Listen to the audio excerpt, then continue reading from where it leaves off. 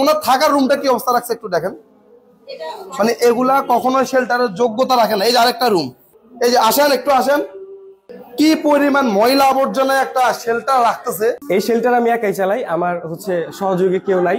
Shelter আমি একাই চালাই। আমি বিড়াল পালি হচ্ছে 10-12 বছর যাবত বিড়াল পালি। এই 10-12 বছরের মধ্যে আমি শেল্টার একাই যতটুকু পারি একাই পরিচালনা করি, আমার কোনো হেল্পিং হ্যান্ড নাই। আমি 10 বছর আমি আমার আর্থিক সাহায্যে চালাইছি। আমার দোকান ছিল, বেশ কয়েকটা ব্যবসা ছিল, কিন্তু এই খরচ একা চালানো যাচ্ছে না বলেই আমি এখন আমার বিজনেস গুলা নাই। দেখার জন্য, যাচাই করার জন্য আজকে আমরা এখানে এসেছি। এসে যা দেখলাম খুবই খুবই খুবই বাজে অবস্থা। এই পরিবেশে কোনো মানুষ কেন, কোনো বিড়ালও থাকতে পারবে, কোনো প্রাণী জাতি থাকতে পারবে না।